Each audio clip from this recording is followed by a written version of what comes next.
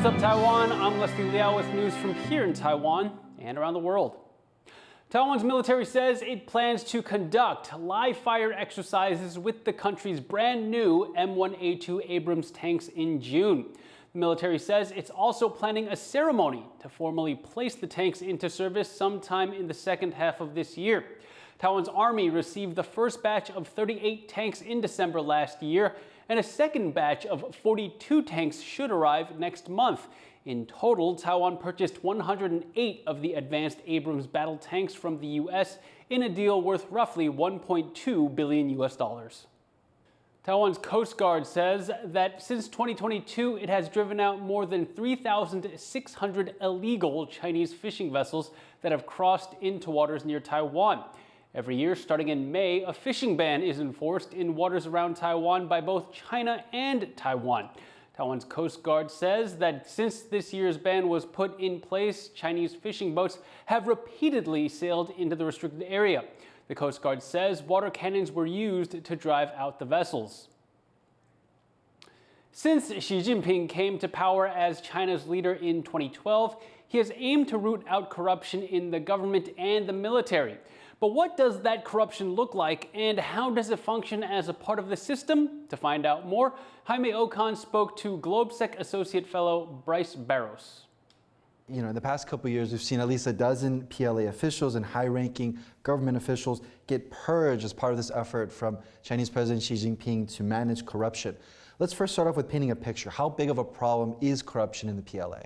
Corruption is a very large problem within the PLA. It's a systemic issue, and it's related to the PLA being a party army, not a national army, and lacking that national sort of character of being nonpartisan, being as apolitical as possible, means that it loses various checks and balances that make a military even more ready because it's not focused on engaging in very deep politics, right? So having an independent judiciary within the military, inspector generals, meritocratic promotions as much as one can have.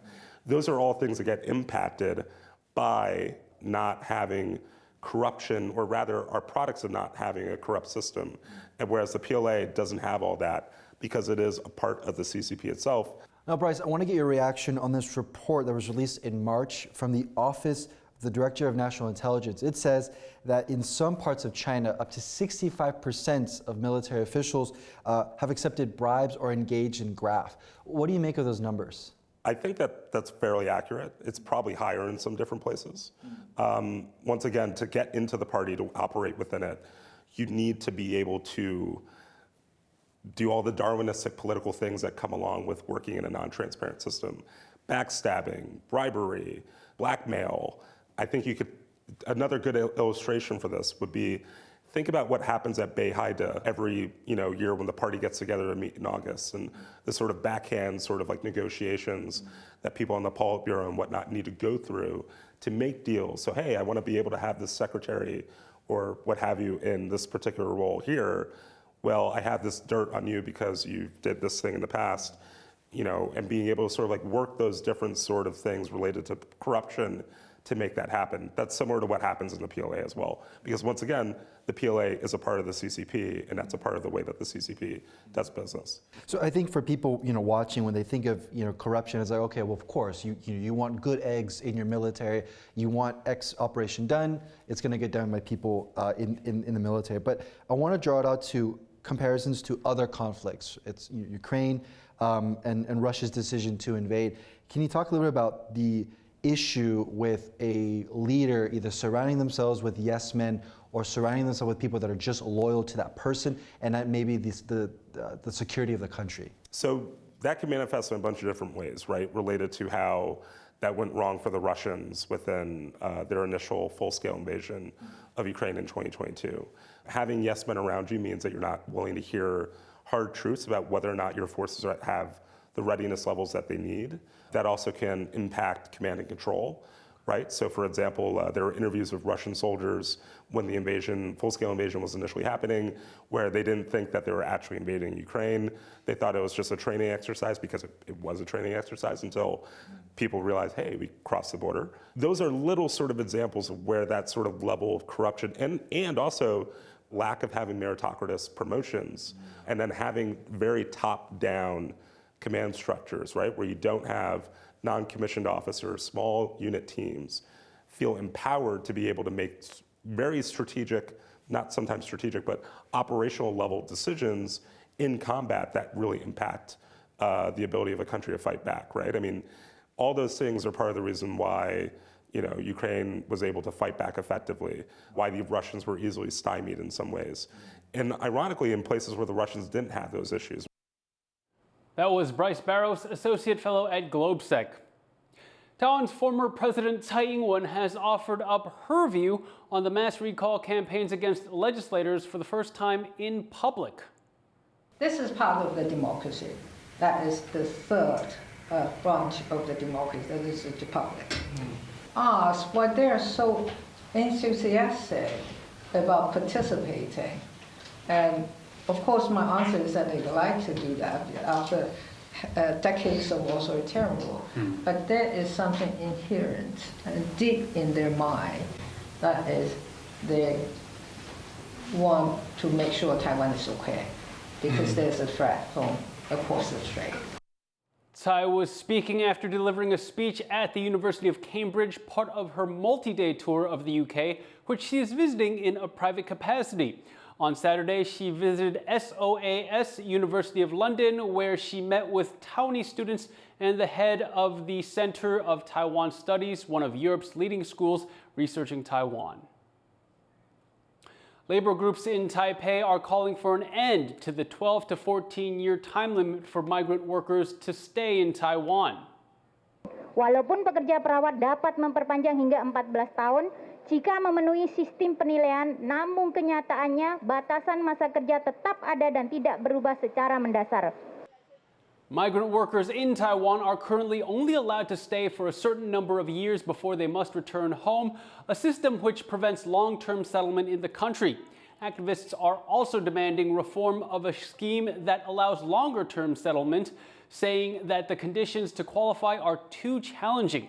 Critics say that migrant workers will have to shoulder exorbitant fees and that retention under the current system is only up to the employers. Caretakers also called for their work to be recognized as skilled. We are skilled. Our labor is essential. Our years of working experience is with commitment. Don't treat us as if we are temporary. A representative from the Labor Ministry said they will review the petition and consider the migrant workers' demands. The largest sporting event Taiwan has ever hosted has officially kicked off in Taipei and a new Taipei city. Thousands of athletes gathered at the Taipei Dome for the opening ceremony.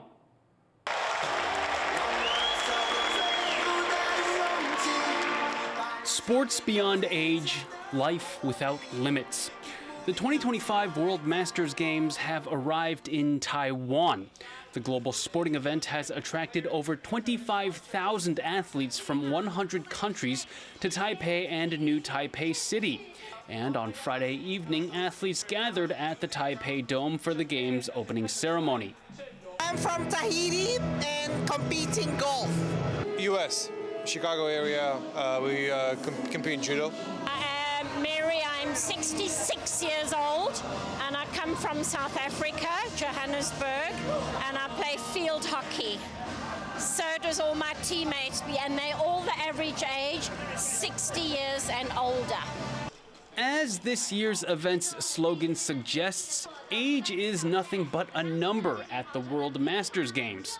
Anyone over 30 can sign up to compete in the event's 35 sports.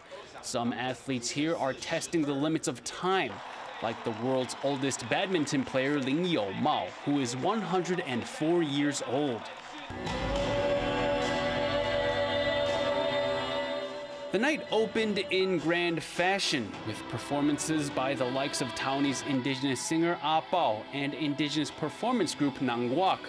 Then both the Taipei and New Taipei mayors marked the occasion, celebrating the Taipei World Masters Games as a historic achievement.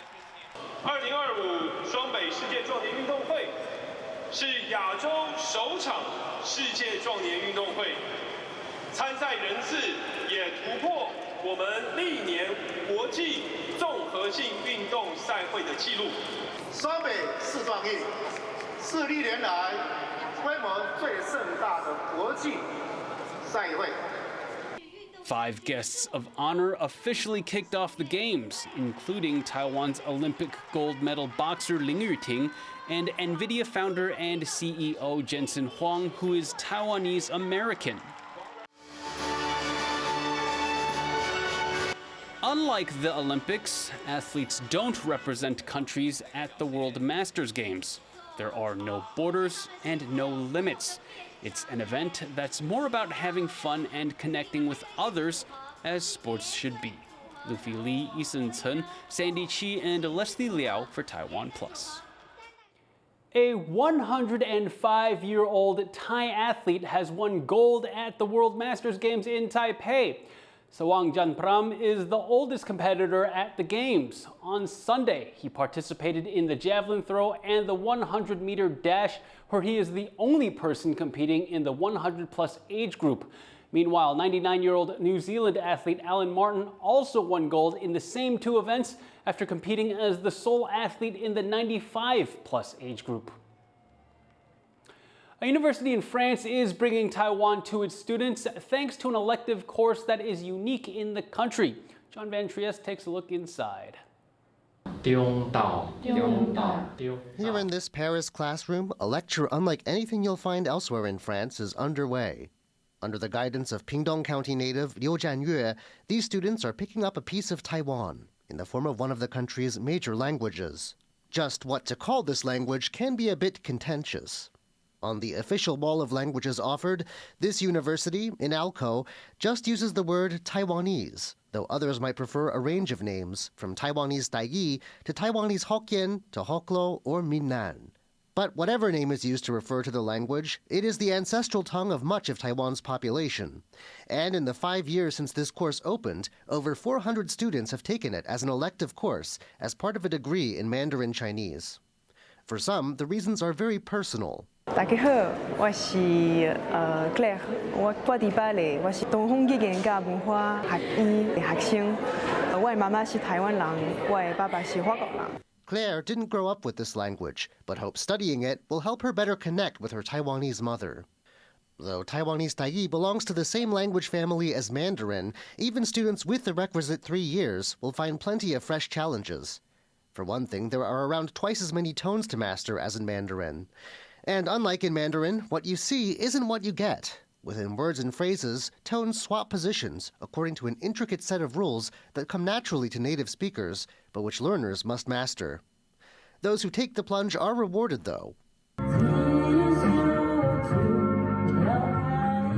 With the real deal, including, say, some of the pop songs that are a real part of everyday life in Taiwan.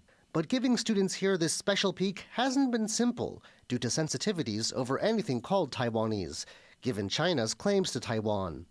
On assume et on est très fiers de respecter justement la complexité de la situation chinoise et de donner le place au taïwanais, qui est donc reconnu sur notre mur comme une langue légitime à être enseignée à l'INALCO. Et les difficultés, on essaye de les affronter. Instructor Liao is proud to give his students a special look into his homeland. 在法国来说，法国人对台湾的观感或者是印象或者是了解，其实有越来越加深的一个改变。台语对我们来说是一个非常重要的一个语言，这个语言其实可以让外国人更了解台湾的不同在哪里。In the halls of this esteemed French Center of Language Learning, a tongue with close ties to Taiwan takes its place. Howard Zhang and John Van Trieste for TaiwanPlus. And thank you for watching What's Up Taiwan. You can visit the TaiwanPlus website or follow our social media for more stories from Taiwan and around the world. Finally, check out the red carpet at the global premiere of the newest Mission Impossible film in London. Leslie Liao, take care. See you next time.